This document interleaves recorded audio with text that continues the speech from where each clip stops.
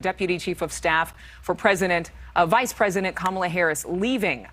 The latest in a string of high-profile aides just stepped down. Joining us right now to discuss what this means for the Vice President's office, for her reputation, for the entire administration, is White House columnist Niall Stanage from The Hill. Good morning to you, Niall. How are you?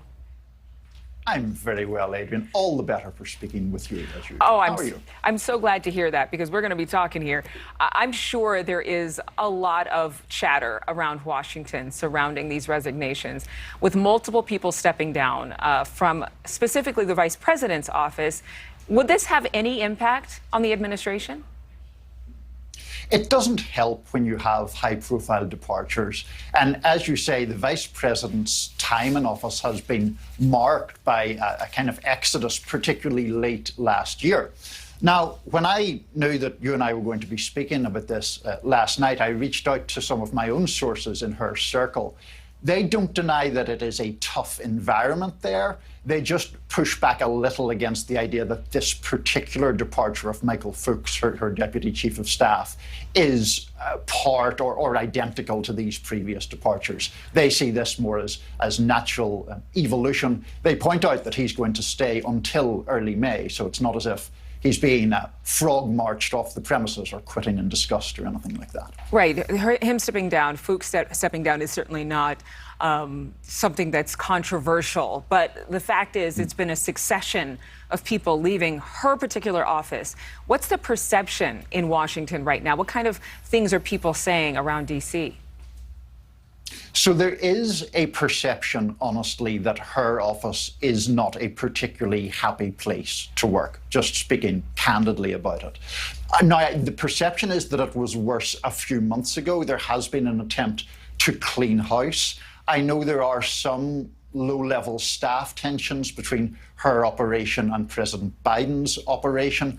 And of course, these views of Vice President Harris have kind of marked her career. I mean, her presidential campaign was marked by some degree of infighting as well. Back in California, there were some staff problems. So all of these, I think, go together to form a picture that is not a terribly positive one for the Vice President.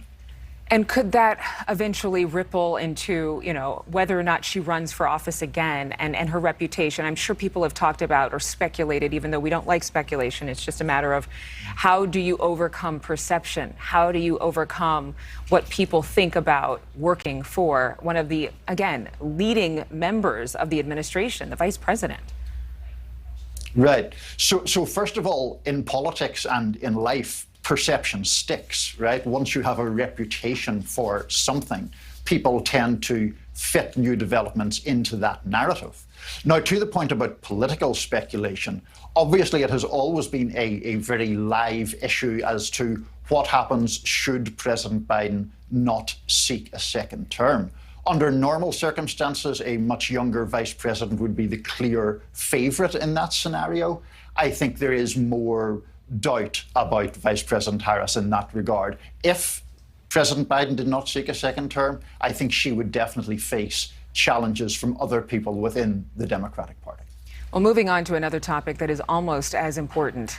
Apparently there's a fox and it's bitten some people. And we're not using a fox as a, colloquial or, a slang term. It's a real animal biting lawmakers. What is happening? You say almost as important. This is the big story in Washington, Adrienne. So a fox has been on the loose, at least one. There was an alert went out yesterday morning because it had allegedly bitten a number of people, including a congressman from California. The Capitol was very excited by all of this news, but the fox was duly captured yesterday afternoon. The Capitol Police tweeted about that. We believe it's just going to be relocated. But the fox, as I think I heard you allude earlier, now has its own Twitter account. Some skeptics suggest that's a random human, but I prefer to believe that's the actual fox tweeting. that he's innocent of all crimes, and that taking a leaf from Hollywood's book, that he is a work in progress. All right. Well, since you believe that there's a real fox, I would love to know what the fox said. But I would rather have you actually talk to Mr. Fox and do some type of children's book, because your voice, the fox's story, it's made for Hollywood, or at least a kid's book. I just don't know my accent would work with a Capitol Hill fox, but I thank you for the recommendation anyway. I think it's a winning combination. Niall, thank you as always.